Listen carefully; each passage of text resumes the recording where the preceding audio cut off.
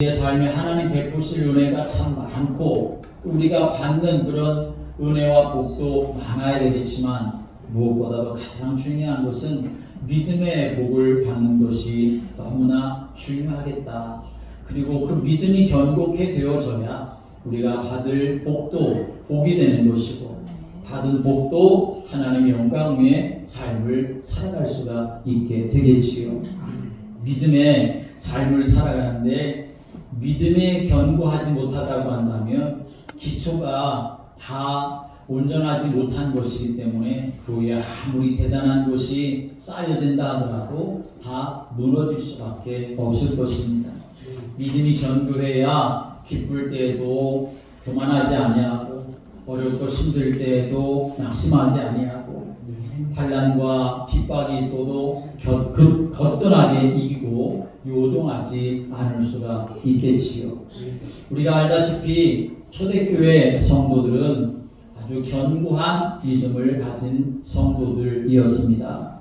그들은 박해가 일어나는 가운데서도 오히려 하나님의 부흥을 경험했고 예루살렘과 온 유대와 사마리아 땅끝까지 복음이 증거되어지는 일에 쓰임받는 사람들이 되었습니다.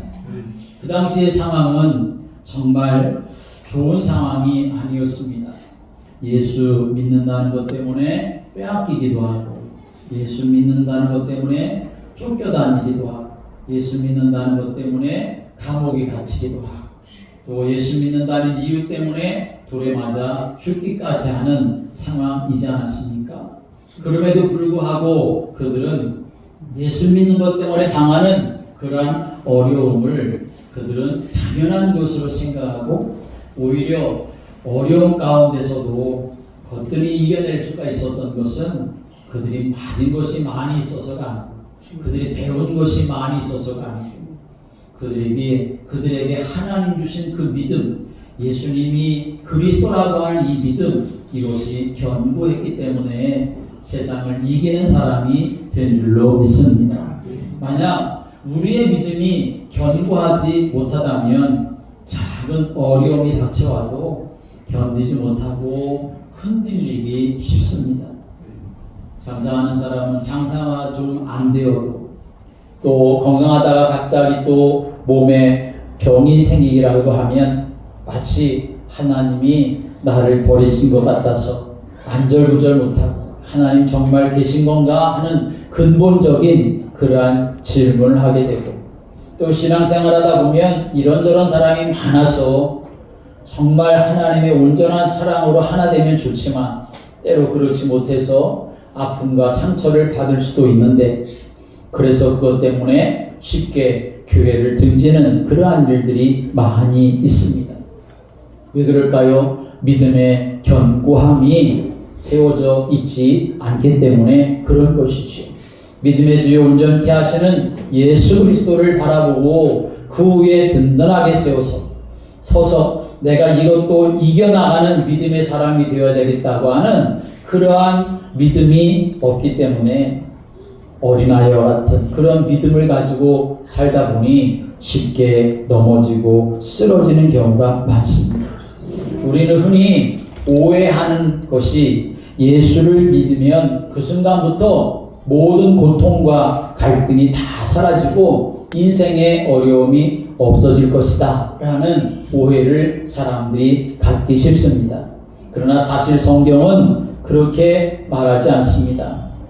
예수 믿고 하나님의 자녀가 되면 인생의 모든 고통이 그때부터 완전히 다 사라지고 만사형통할 것이다 라고 하는 헛된 약속, 그것을 성경은 우리에게 하지 않습니다. 구약 성경을 보면 이스라엘 백성들이 하나님의 기가 막힌 방법으로 애굽에서 구원받지 않습니까? 그런데 구원받은 그들에게 기다리고 있었던 것은 거친 광야였습니다. 그것도 1년, 2년의 세월이 아니라 40년이라고 하는 광야의 세월이 그들 앞에 놓여져 있었지요. 하나님은 왜 단번에 구원해 놓으시고 기가 막힌 방법으로 이스라엘 백성들을 구원하시고 하나님이 약속하신 가나안 땅에 곧장 가가지고 거기서 풍성한 은혜를 누리게 하시지 왜 40년이라고 하는 긴 세월 동안 광야에서 살게 하셨을까? 이런저런 이유를 성경에서 많이 우리가 볼 수 있지만 중요한 것은 그들에게 하나님 말 정말 신뢰하도록 하는 견고한 믿음의 사람이 되도록 하기 위해서 하나님은 그들을 광야에서 훈련시키셨던 것이지요. 광야는 분명히 힘든 곳입니다. 광야는 분명히 어려운 곳입니다. 광야는 그들이 한 번도 가보지 않은 길이었고 그들을 대적하고 그들을 무너뜨리려고 하는 일들이 수없이 많은 곳이었습니다. 그럼에도 불구하고 그들은 광야에서 하나님의 임재를 경험하기도 했고 그들은 광야에서 하나님의 율법을 받기도 했고 그들은 광야에서 하나님을 예배하는 성막의 은혜를 그 사람들이 경험했던 것이죠. 그래서 하나님의 임재와 하나님의 말씀과 그리고 하나님의 예배를 통해 그들의 믿음이 견고케 되어지는 시간을 가지면서 그들은 요단강도 건널 수가 있었고 여리고성도 무너뜨릴 수 있었고 가나안의 7 대적들을 다 멸하고 그 땅을 차지하며 삶을 살아갈 수가 있었던 것입니다. 물론 그렇다고 그들이 완전했냐? 그렇지 않았습니다.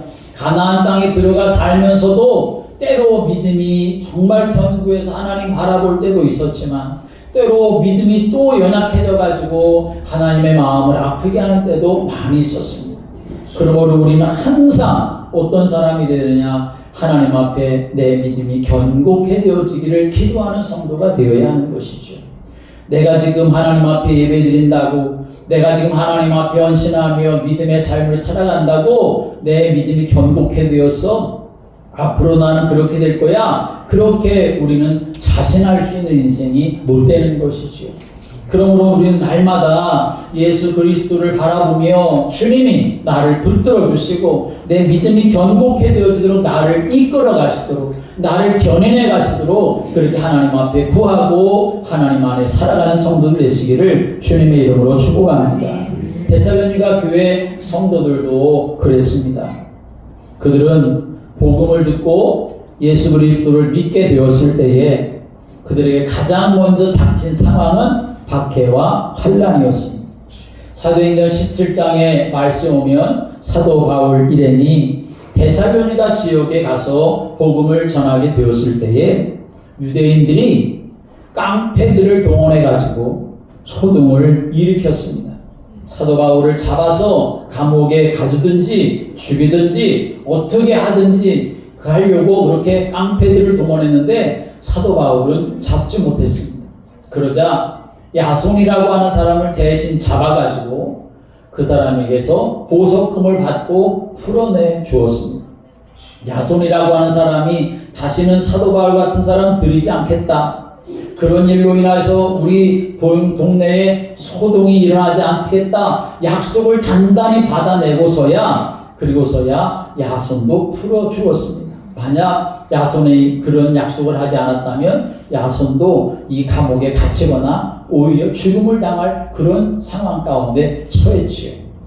그 밤에 그런 소동이 일어났기 때문에 이 제자들이 사도 바울 일행을 그곳에서 밤중에 피하도록 길을 내주었고 그래서 베레아라고 하는 곳으로 사도 바울 일행이 가서 복음을 전하게 되었습니다.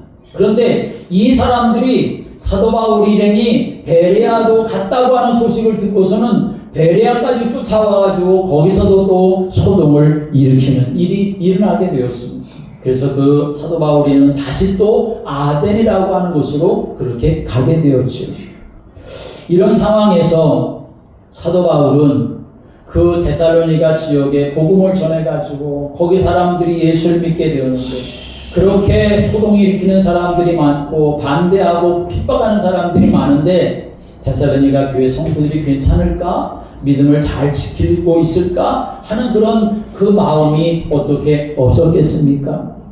너무 염려가 되었던 거죠. 그래서 이 사도 바울은 다시 데살로니가로 돌아가서 어려움을 당하고 있는 그 성도들을 격려하고 위로하고 싶은 마음, 그들과 함께 하고 싶은 마음이 간절했습니다. 그런데 데살로니가로 가려고 하는 그 발걸음이 자꾸만 막히게 되어서 사도 바울이 자기가 직접 갈 수는 없었고 대신 자기의 제자 디모데를 데살로니가 교회로 보내가지고 이제 그들과 함께하게 하고, 그리고 디모데가 돌아와 가지고 사도 바울에게 오늘 데살로니 교회가 어떤 상황 가운데 있었던지를 증거하고 있었던 것을 성경 우리에게 볼 수 있습니다. 사도 바울이 직접 그 데살로니가 지역의 교회에 가서 성도들을 만나고 싶었는데 디모데를 보낼 수밖에 없었던 이유가 있었습니다. 그것은 오늘 2절 하반절의 말씀 오면 이런 말씀이 있습니다. 3장 2절 하반절의 말씀 오면 2절부터 그냥 볼까요? 2절 말씀 읽어볼까요? 우리 형제 곧 그리스도의 복음을 전하는 하나님의 일꾼이 디모데를 보내노니 이는 너희를 굳건하게 하고 너희 믿음에 대하여 우위로함으로 아무도 이 여러 환난 중에 흔들리지 않게 하려 함이라. 우리가 이것을 위하여 세움받은 줄을 너희가 친히 알리라. 아멘. 사도 바울이 디모데를 데살로니가 교회로 보낸 것은 그들의 믿음을 굳건하게 하고 그들의 믿음을 우위로하고 무엇보다도 여러 환난 가운데서 흔들리지 않도록 하기 위해서 내가 디모데를 보낸다라고 이렇게 말하고 있습니다. 그런데 사도 바울 일행이 이 아덴에서 고린도라고 하는 지역으로 옮겨와 가지고 복음을 전하고 있었을 때에 데살로니가에 보냈었던 디모데가 이제 데살로니가에서 돌아와 가지고 사도 바울에게 왔습니다. 그리고서는 이 사도 바울에게 좋은 소식을 전하게 되었습니다. 무슨 소식을 전했냐 하면 데살로니가 교회 성도들이 사도 바울 일행을 보고 싶어하고 무엇보다도 그들이 지금 복음을 때문에 예수 믿는 것 때문에 어려움을 당하고 환난을 당하고 있지만 그러나 그들은 믿음을 굳건하게 지키고 있다고 하는 소식을 사도 바울이 듣게 되었던 것이죠.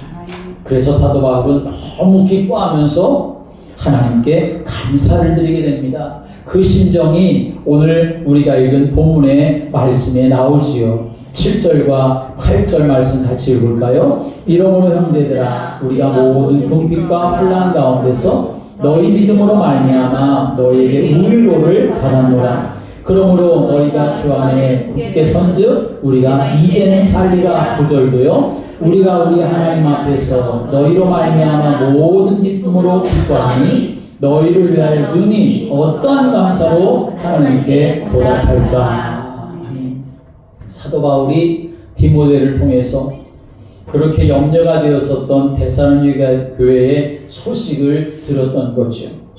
어떤 소식을 들었습니까? 모든 궁핍과 환난 가운데서 너희로 말미암아 너희에게 우위로를 내가 오히려 받았다. 무슨 말입니까? 그들이 그런 환난과 궁핍한 가운데서 믿음을 지키고 있다고 하는 소식을 들어서 내가 너희들을 우위로해 주려고 했는데 오히려 그 소식으로 인하여 내가 우위로를 받는다라고 이렇게 말하고 있는 것이지요.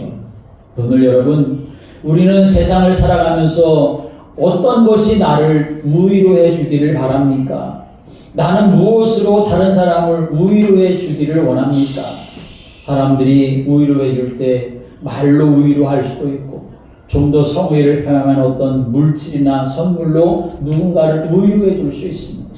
우리도 때로는 우위로를 받고 싶을 때에 누가 나한테 맛있는 거 사주면 좋겠다. 그런 마음을 가질 수도 있고 또는 누가 나의 마음을 알아줘서 같이 이야기하고 싶다. 그런 마음도 가질 수 있죠. 그런데 사도 바울이 받는 우위로는 다른 것으로 얻는 우위로가 아니라 믿음으로 말미암아 우위로 받고 있다는 사실을 오늘 우리는 기억해야 합니다. 그것이 바로 참된 우위로가 되는 것이고 우리의 영혼을 살리는 우위로가 되는 줄을 믿으시기 바랍니다. 그래서 우리는 세상의 우위로를 원하는 자가 아니라 하나님이 우리에게 주신 믿음으로 말미암아 내가 우위로 받을 수 있는 예수님이 나의 구주가 되시고 그리스도가 되심으로 인하여서 내가 우위로를 받을 수 있어야 하고 다른 사람을 위로할 때에도 물론 말로도 위로하고 어떤 물질로도 위로할 수 있지만 그러나 말씀으로 복음으로 상대방을 위로할 수 있는 그런 믿음의 복을 여러분이 누리시기를 주님의 이름으로 축복합니다. 사도 바울은 그 소식이 얼마나 기뻤던지 오늘 그렇게 말하지 않습니까? 9절 하반절에 말씀 어떠한 감사로 하나님께 보답할까라고 말하고 있습니다. 우리는 여기서 사도 바울이 데살로니가 교회 성도들에 대해서 가지고 있었던 간절한 마음을 우리가 읽을 수가 있습니다. 사도 바울은 자신이 가서 그 데살로니가 교회 성도들을 굳건하게 세우고 싶었지만 갈 수 없는 상황이었기 때문에 디모데를 보내고 자기가 할 수 있는 것은 그들을 위해서 기도하는 것밖에 없었던 것이죠. 그래서 그는 그렇게 말합니다. 10절의 말씀 오면 주야로 심히 간구하며 너희 얼굴을 보고 너희 믿음이 부족한 것을 보충하게 하려 함이라 라고 말하고 있습니다. 오늘 사도 바울은 그 성도들을 만나고 싶은데 만날 수가 없는 그 안타까움을 가지고 뭐 했느냐 하는 거죠. 하나님 앞에 주야로 심히 간구했다 하는 것입니다.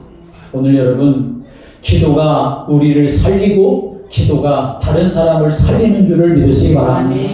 기도가 하나님이 역사하는 힘과 능력이 된다는 사실을 우리가 알아야 합니다. 데살로니가 성도들이 사도 바울을 통해서 복음을 받았습니다. 그 복음이 완전하고 유일하다고 하는 것을 그들이 믿고 알았기 때문에 그들은 환난과 궁핍 속에서도 믿음을 지켰는데 그 믿음이 계속 지켜질 수 있었던 그 좋은 배경 중에 하나는 뭐냐 하면 사도 바울이 주야로 심히 그들을 위해서 간구했기 때문이다라고 하는 것이죠. 오늘 여러분 우리에게도 이런 기도의 축복을 누리는 은혜가 있게 되기를 주님의 이름으로 축복합니다. 나의 믿음을 지키기 위해서도 난 하나님 앞에 기도해야 합니다. 다른 사람, 내가 사랑하는 사람, 내 주위에 있는 사람들이 믿음을 지키도록 하기 위해서도 우리는 뭐 해야 합니까? 기도해야 된다는 것이죠. 기도할 때 하나님이 일하시고 역사하는 줄을 믿으시기 바랍니다. 사도 바울이 이렇게 하나님 앞에 간절히 기도하는 이 모습이 오늘 저와 여러분의 모습이 되어야 합니다. 오늘 이 믿음을 가지고 데살로니가 교회 성도들이 사도 바울도 기뻐하게 했을 뿐만 아니라 하나님 앞에서는 얼마나 큰 기쁨이 되었겠습니까? 그들의 믿음이 견고케 되어짐으로 인하여서 그렇다면 우리의 믿음도 견고케 되어야 하지 않겠습니까? 저와 여러분의 믿음이 견고케 되려면 어떻게 될 것인가? 하나님 첫 번째는 만나고 함께하는 것이 지속되어져야 믿음이 견고케 되어질 수가 있음을 우리는 기억해야 합니다. 사도 바울이 데살로니가 교회 성도들을 위해서 했었던 그 기도, 첫 번째 기도 제목은 뭐냐면 하나님 나 데살로니가 교회에 가서 그 성도들과 만나고 그들을 위로하고 격려하고 그들의 믿음을 견고케 하고 싶습니다 라고 하나님 앞에 기도했던 것입니다. 11절의 말씀 오면 하나님 우리 아버지와 우리 주 예수는 우리 길을 너희에게로 갈 수 있게 하시오며 라고 이렇게 하나님 앞에 기도합니다. 왜냐하면 그들이 당하고 있는 힘든 상황 가운데 가서 그들과 함께하고 싶었기 때문에 그들을 만나서 그들에게 하나님의 말씀을 지속적으로 이렇게 전하고 싶었기 때문에 그저 가서 만나가지고 그냥 사람들과 섞여서 사는 정도가 아니라 그들에게 가장 중요한 바로 예수 그리스도의 복음을 계속해서 그렇게 말해주고 증거하고 싶었기 때문에 그래서 사도 바울은 그들에게 가고 싶었던 것이죠. 그러나 갈 수가 없어서 대신 디모데를 보냈던 것입니다. 우리는 여기서 중요하게 알아야 될 게 뭐냐면 한 사람을 견고하게 세우는 중요한 방법, 그것은 바로 함께하는 것이다 라고 하는 것을 우리는 여기서 알아야 합니다. 우리의 믿음을 견고하게 하는 것은 우리가 믿음을 갖는 것도 중요한 것이지만 그 이전에 주님이 오셔서 우리와 함께 하시는 것입니다. 주님이 내게 오셔서 함께 하심으로 내가 믿음을 갖고 하나님의 은혜 안에 삶을 살아갈 수가 있게 되는 것이요. 우리가 주님께 붙어 있어야 우리의 믿음이 견고케 되어집니다.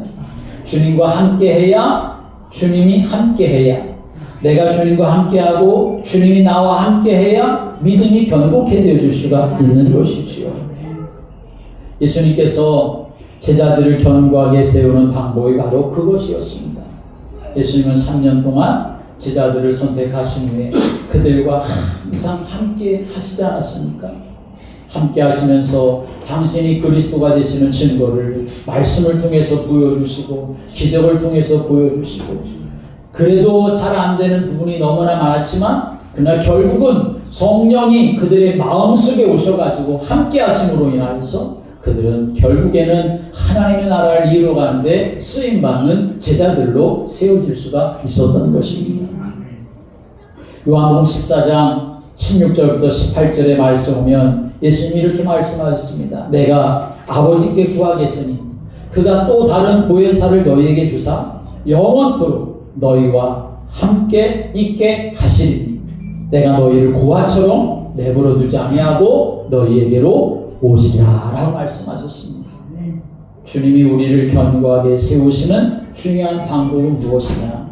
우리와 함께 하시는 것입니다.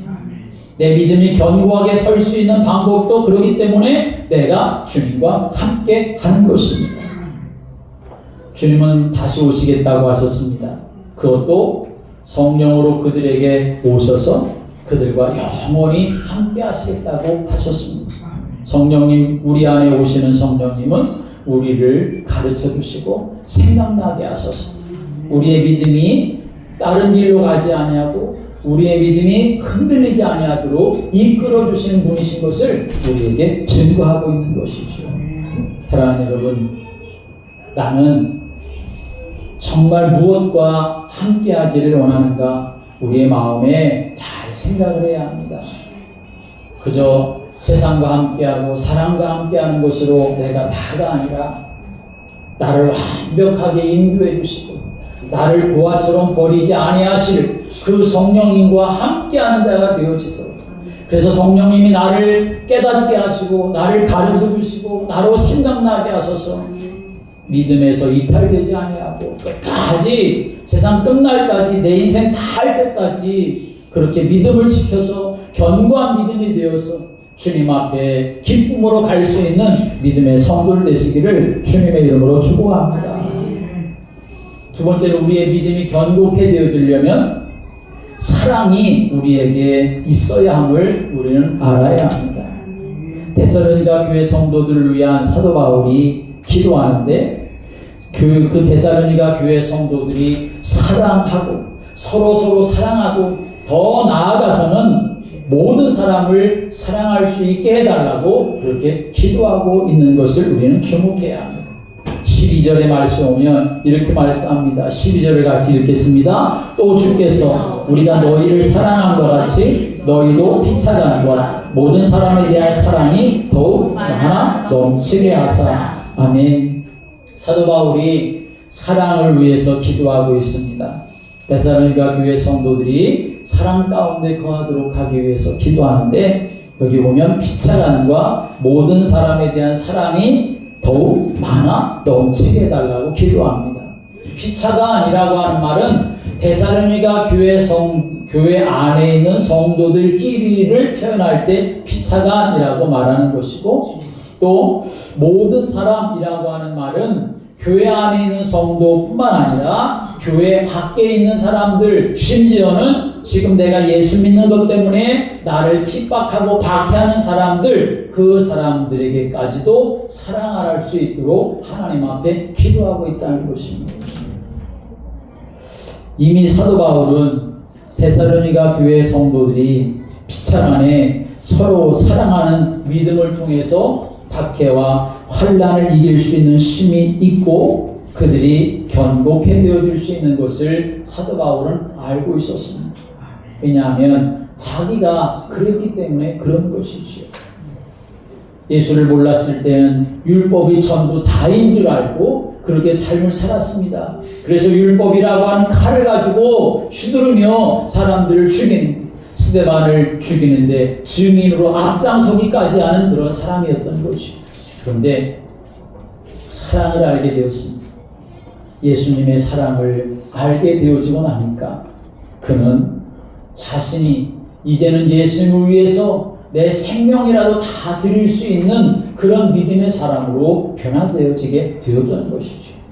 그렇다면 데살로니가 교회 성도들의 믿음이 견고케 되어지는 것도 다른 것으로 되어지는 것이 아니라 사랑으로 되어진다는 것을 이 사도 바울이 알았기 때문에 피차간에도 사랑하고 또 모든 사람에게까지라도 그 사랑이 더 풍성해지도록 하기 위해서, 많아지도록 하기 위해서 하나님 앞에 기도하고 있다는 것입니다. 그래서 고린도 교회에 보낸 편지에서도 사도 바울은 그렇게 증거하지 않습니까? 아무리 네가 사람의 방언을 하고 천사의 말을 한다 할지라도 사랑이 없으면 소리나는 구리와 같고 울리는 꽹과리에 불과할 것이다 말합니다. 예언하는 능력이 있고 모든 비밀과 지식을 알 수 있고 그리고 정말 산을 옮길 만한 그런 믿음이 있어도 사랑이 없으면 아무것도 아니다 라고 말하고 있습니다. 모든 것으로 네가 가지고 있는 모든 것으로 구제하고 내 몸을 불살라 내어줄지라도 사랑이 없으면 결국 아무 유익이 없다 그렇게 말하고 있습니다. 오늘 우리가 가져야 될 사랑은 무엇이겠습니까? 감히 우리가 할 수 없는 것처럼 보여지는 사랑이라 하더라도 주님의 사랑이 우리 안에 있어서 그 사랑을 가지고 많은 사람들에게 증거하고 그 사랑을 함께 나누는 그런 믿음의 복이 우리 모두에 있게 되기를 주님의 이름으로 축복합니다. 예수님이 부활하시고 난 후에 제자들을 찾아가셔서 한 제자에게 묻습니다. 네가 나를 사랑하느냐? 네가 나를 사랑하느냐? 네가 나를 사랑하느냐? 라고 이렇게 물으시지요. 그때 예수님이 처음에 물으셨던 사랑은 아가페의 사랑입니다. 근데 우리가 어떻게 아가페의 사랑을 할 수가 있습니까? 아가페의 사랑은 하나님만의 사랑이지 않습니까? 그래서 결국은 예수님께서 사랑하느냐, 사랑하느냐, 사랑하느냐 하는 질문을 하시는데 그 사랑이 어떤 사랑이냐? 네가 아가페의 사랑까지는 하지 못해도 괜찮아. 그렇지만 정말 친구를 위한 그런 사랑을 가져도 그 사랑이라도 너는 대단한 사랑을 하는 거야. 예수님 그렇게 이 제자에게 말씀하시고 가르쳐 주었습니다. 그렇다고 우리가 물론 내가 이 정도 사랑하면 돼, 여기까지 사랑하면 돼, 그렇게 사랑하는 제한을 둬서는 안 되겠지요. 우리는 감히 아가페의 사랑을 할 수 없는 인생이지만 아가페의 사랑을 내가 받은 자이고 아가페의 사랑이 내 안에 담겨져 있다고 한다면 나도 그 사랑을 살아내려고 하는 믿음이 우리에게 있어지게 되어야 하고 그 믿음, 그 사랑을 가질 때에 우리의 믿음이 견고케 되어질 수가 있다는 것입니다. 사도 바울은 데살로니가 교회 성도들에게 이러한 사랑이 확대되어 나가기를 원했던 것이지요. 데살로니가 교회 성도들끼리 피차간에 사랑하는 것만이 아니라 모든 사람, 교회 밖에 있는 사람, 심지어는 지금 예수 믿는 나를 향하여 핍박하고 그리고 박해하는 그 사람들에게까지도 사랑할 수 있도록 기도하고 있습니다. 왜냐하면 그 사랑이 그 사람을 살릴 수 있기 때문에 그런 것이지요. 여러분, 우리는 사도 바울이 환난에 닥쳐오고 박해가 시작되었으니 너희들 빨리 도망가라 그렇게 말하지 않았다는 것에 주목해야 합니다. 우리를 핍박하는 자들을 미워하라고 그렇게 말하고 있지 않음을 우리는 주목해야 합니다. 오히려 사도 바울은 더 큰 사랑으로 환난과 박해자를 끌어안으라고 그렇게 말하고 있는 것입니다. 우리가 언제 핍박과 어려움을 이길 수 있습니까? 그것은 자기를 핍박하는 사람을 사랑으로 기도할 때 이길 수 있는 것입니다. 미움을 이기는 것은 더 큰 미움을 내가 발산해서 그 미움을 이기는 것이 아닙니다. 나를 욕하고 비난하는 사람을 이기는 길은 나도 그 사람의 어떤 약점을 찾아가지고 그 사람을 비난하고 그 사람보다 내가 더 크게 욕을 해야 내가 이길 수 있는 것이 아닙니다. 박해, 핍박을 이기는 것은 복수하는 것으로 이기는 것이 아니라 오히려 사랑을 가지고 그 영혼을 위해서 기도하는 것, 그것이 바로 이기는 길임을 예수님 우리에게 말씀해 주셨습니다.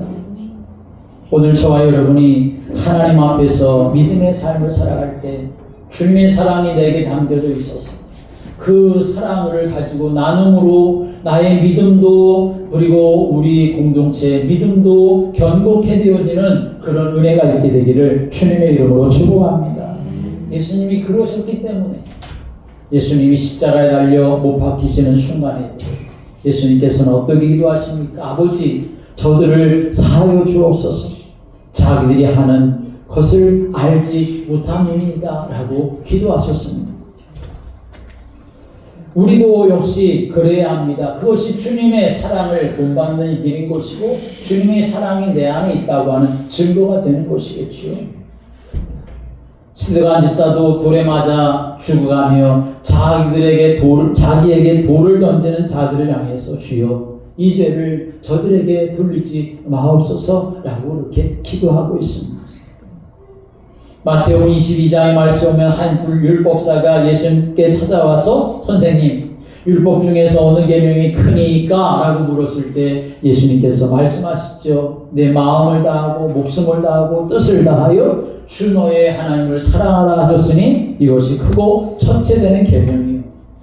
둘째도 그와 같으니 내 이웃을 내 자신과 같이 사랑하라 라고 말씀하셨습니다.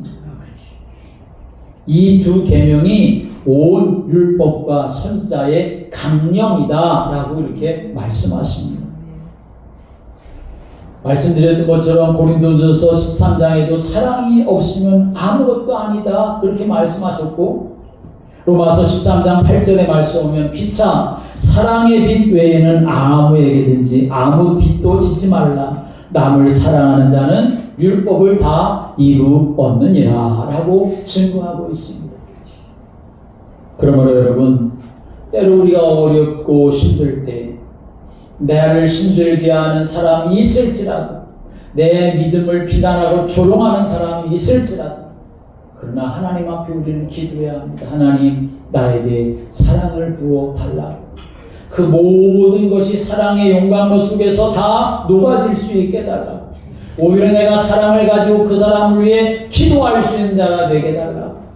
그래서 내 믿음이 그것 때문에 흔들리는 것이 아니라 오히려 사랑으로 인하여서 내 믿음이 더 견고케 되어져 하나님의 뜻을 이루는 사람으로 쓰임받게 달라고.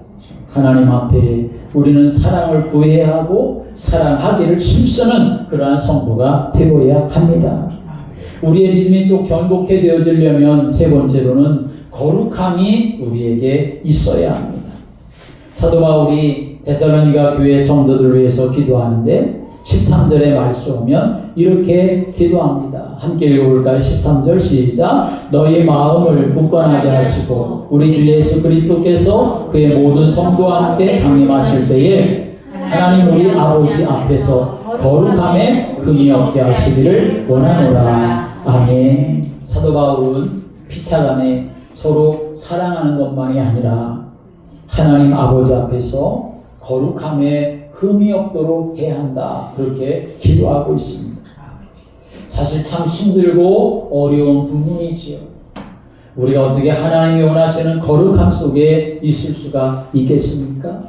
그러나 우리는 날마다 하나님 앞에 거룩함으로 나아가기를 원해야 되고 거룩함이 무너지게 하는 거룩함을 무너뜨리는 나의 모든 정과 욕심을 자꾸 십자가에 못 박으려고 해야 되고 또 거룩함이 훼손되어진 그 나의 연약함과 부족함 그리고 죄성을 가지고 악함을 가지고 하나님 앞에 나아가 회개하며 믿음으로 서는 노력이 우리에 계속 있어야 하는 것이지요.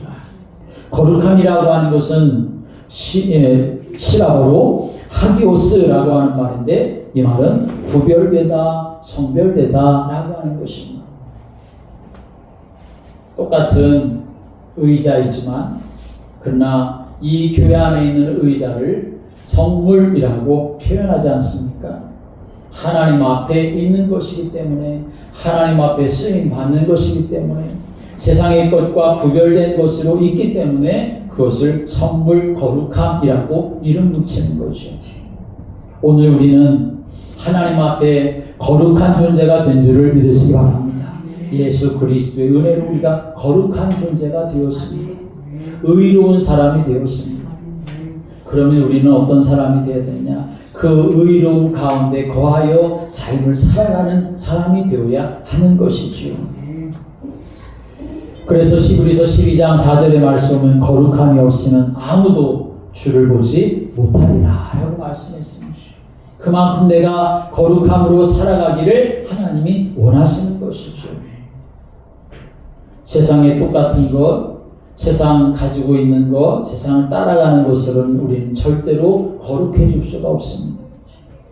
어떻게 생각하면 세상과 반대 정신으로 살아가는 것이 우리의 거룩함을 지켜내는 일일 수가 있는 것이죠.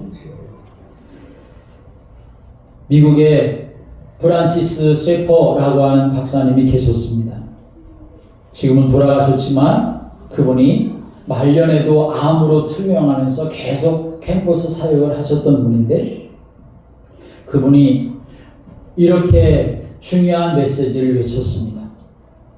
행복을 삶의 목표로 삼지 마십시오. 이 시대 미국 그리스도인들의 문제는 행복은 구하지만 거룩함은 구하지 않는 것이다 라고 이렇게 말했습니다. 많은 사람들이 다 행복하기를 구하고 있는 것이죠. 예수를 믿으면서도 다 그 목표가 행복이라고 하는 것에 다 관심과 목표가 되어 있는데, 정말 우리가 구해야 될 것, 우리의 목표, 그것은 행복이 아니라 거룩함이다 라고 하는 것을 말하고 있는 것입니다. 오늘 우리는 거룩함을 놓쳐버리면 우리는 세상 사람과 다를 게 뭐가 있겠습니까? 하나님 앞에서 내가 다시 오실 주님 앞에 순결한 신부로 설 수 있도록 우리 날마다 단장하고 준비하는 거룩함 속에 있는 사람이 되어야 하는 것이죠.